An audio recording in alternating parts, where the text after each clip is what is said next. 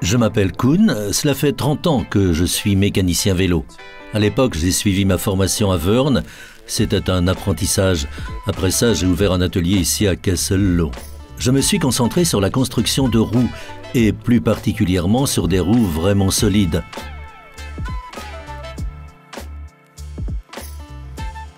De nos jours, il y a les vélos high speed, les vélos cargo, etc., ce qui demande parfois des roues plus résistantes. En gros, c'est de ça que je m'occupe. Je travaille aussi pour les fabricants de vélos. C'est un aspect qu'ils sous-traitent facilement. Ça devient de plus en plus complexe. Les variables sont de plus en plus nombreuses. Cela demande beaucoup de main-d'œuvre. On travaille en Flandre et en Wallonie. Toutes les roues de vélo sont en fait construites de la même manière. Il existe de nombreuses variétés, mais les bases restent les mêmes. Vous avez donc votre moyeu, puis la jante, et le moyeu relié à la jante par des rayons. La tension doit donc être suffisamment élevée, elle doit être régulière, pour que tous les rayons aient la même tension. On peut donc parfaitement faire une roue ronde avec certains rayons qui reçoivent énormément de tension et d'autres presque pas. Cette tension peut être ajustée grâce à des écrous. Il y a donc des fils sur tous les rayons. En serrant plus ou moins l'écrou, on les tend. De cette manière, vous obtenez quelque chose de très léger mais de très solide. Il est également possible de fabriquer une roue à partir d'une seule feuille d'aluminium, par exemple, mais ça devient vite très lourd et donc beaucoup moins dynamique.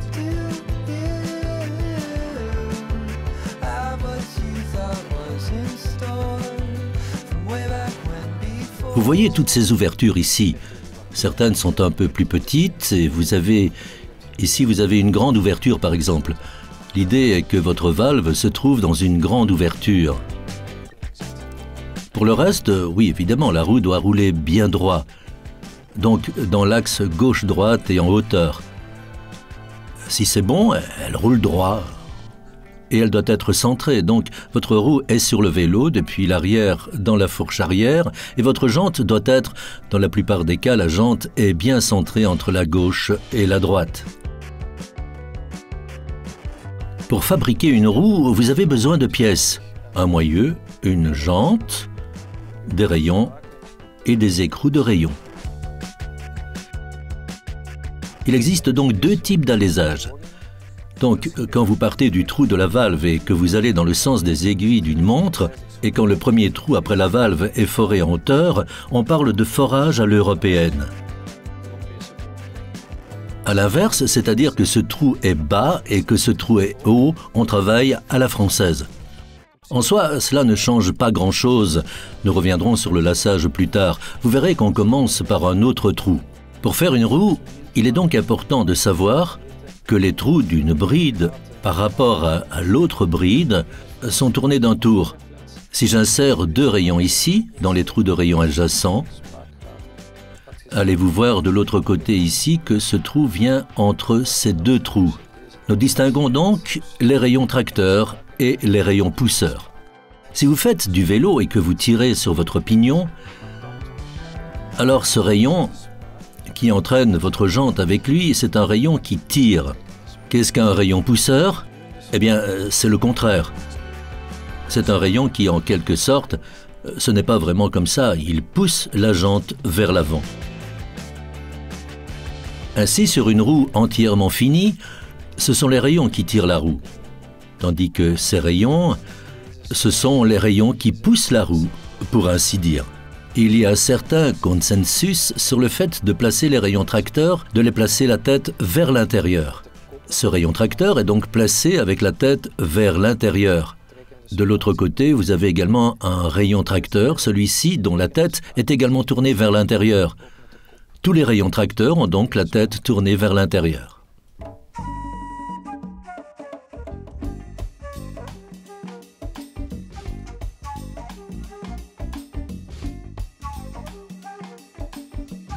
Il existe différents types de moyeux. Les dimensions sont donc différentes.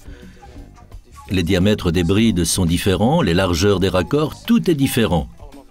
Vous avez des jantes différentes, des diamètres différents, la hauteur de la jante peut être différente, le nombre de trous aussi. Et tous ces paramètres font que vous avez des longueurs de rayons différentes. Pour les calculer, il existe de nombreux programmes de calcul de rayons en ligne qui sont souvent gratuits.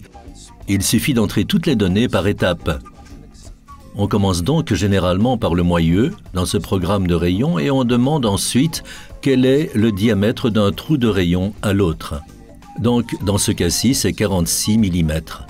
Donc on ajoute 46 mm et avec ce moyeu, c'est pareil des deux côtés. Donc 2 fois 46.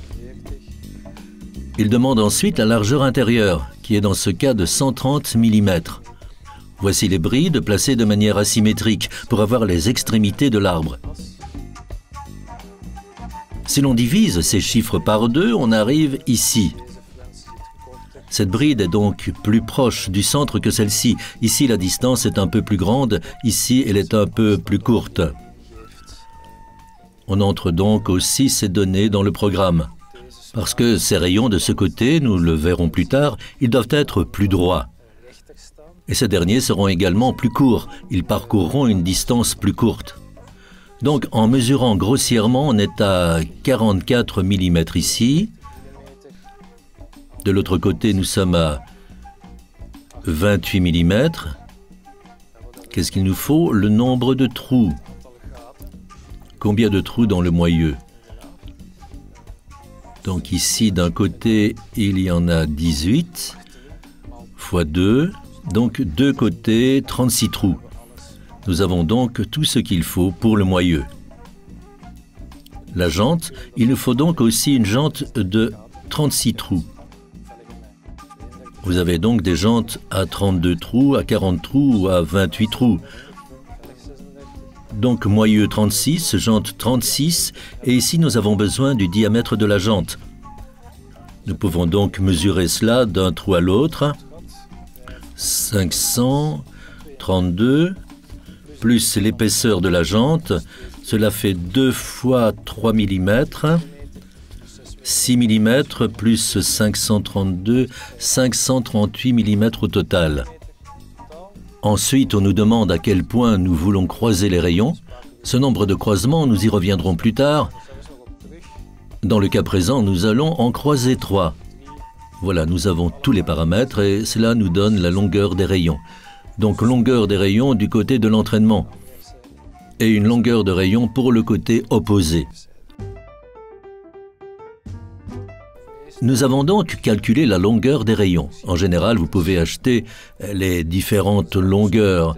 Certaines sont introuvables ou vraiment difficiles à obtenir. Donc parfois, vous pouvez faire ou faire faire des rayons. Il s'agit donc d'un système qui permet de couper les rayons et d'enrouler un nouveau fil en une seule fois. Vous définissez donc la longueur du rayon qu'il vous faut.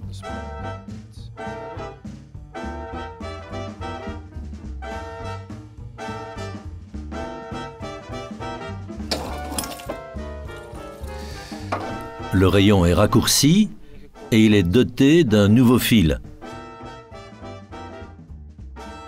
Nous avons maintenant le rayon à la longueur. Je viens d'expliquer qu'il y a des rayons qui poussent et des rayons qui tirent.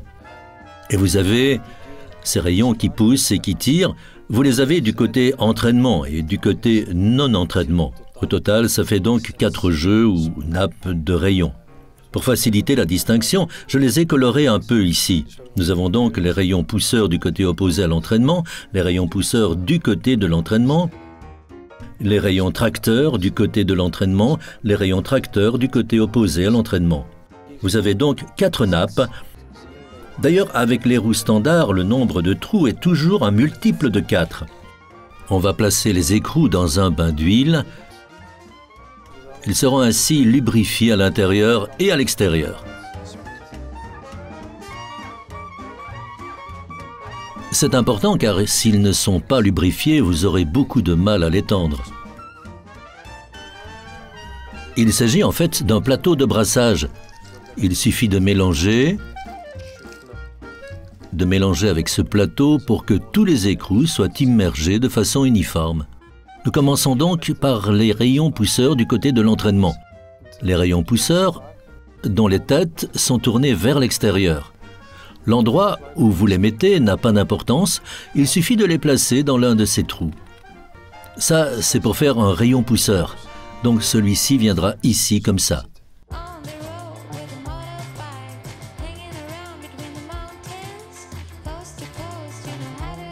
Il faut toujours commencer par le trou de la valve.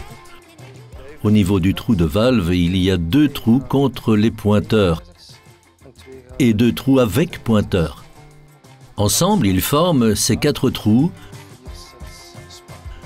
qui sont 4 nappes de rayons. 2 d'entre eux sont orientés vers le haut, c'est-à-dire vers le côté de l'entraînement, et 2 trous pointant vers le bas, c'est-à-dire vers le côté opposé à l'entraînement. Votre premier rayon vient donc soit dans ce trou, soit dans ce trou.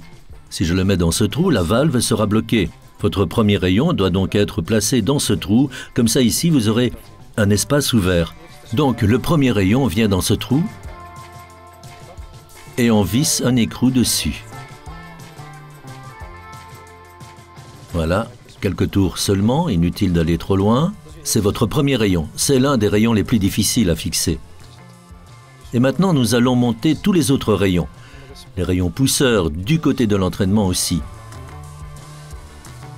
Dans le moyeu ici, nous allons laisser un trou. Ce trou servira à monter les rayons tracteurs plus tard. Ces rayons alternent donc rayon pousseur, rayon tracteur, pousseur, tracteur.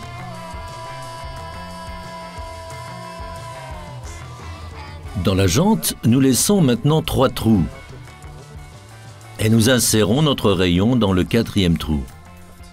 Je vais d'abord visser un écrou. Alors, pourquoi laissons-nous 3 trous? Ces 2 trous, c'est pour le côté opposé à l'entraînement. Le trou du milieu, c'est pour les rayons tracteurs plus tard. Nous voici donc de retour avec un jeu de 4 rayons. Voici donc un rayon pousseur. Et ici, on va mettre un rayon de l'autre côté. Ici, un rayon tracteur du côté de l'entraînement et ici, un rayon du côté opposé à l'entraînement. Nous pouvons compléter le reste.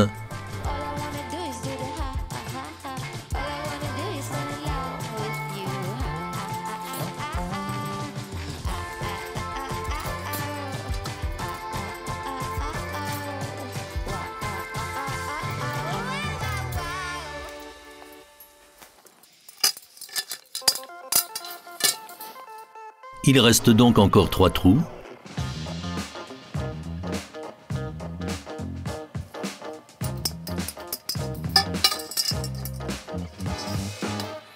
On laisse 3 trous.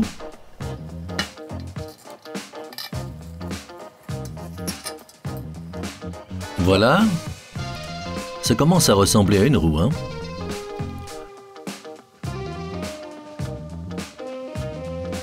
C'est la première étape.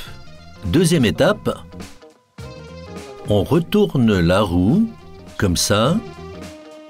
Et maintenant, nous allons coller les rayons pousseurs sur le côté opposé à l'entraînement. C'est ici qu'il faut rester un peu concentré.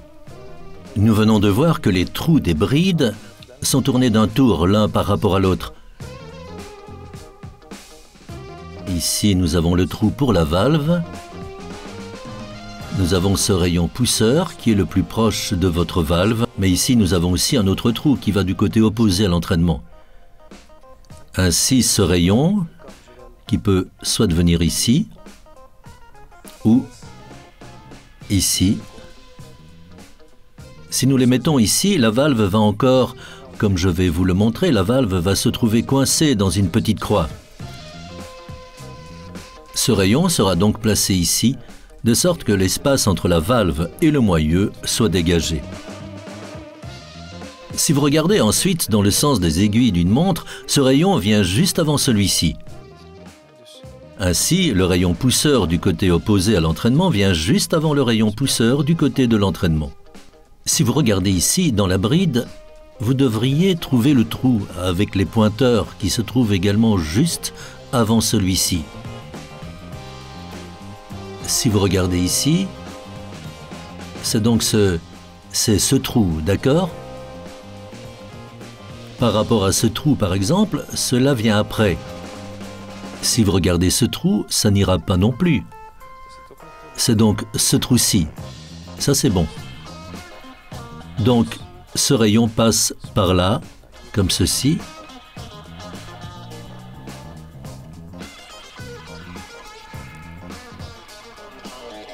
Et un écrou dessus, comme ça.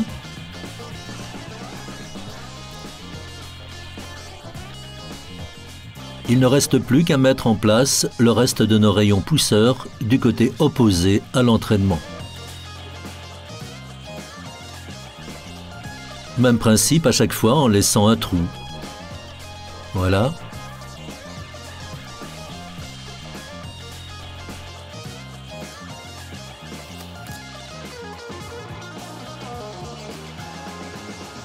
Ce rayon vient donc juste avant celui-là.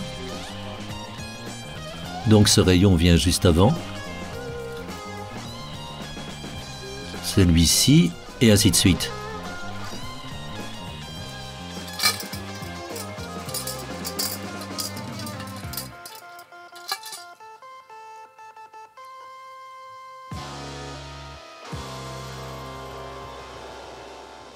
Nous avons donc fabriqué la moitié de la roue. Et c'était la partie la plus difficile. Donc à partir de maintenant, en gros, il ne reste que le plus simple. Nous avons donc notre valve et nous nous en éloignons comme ça. Et ça va donc être tous les rayons pousseurs.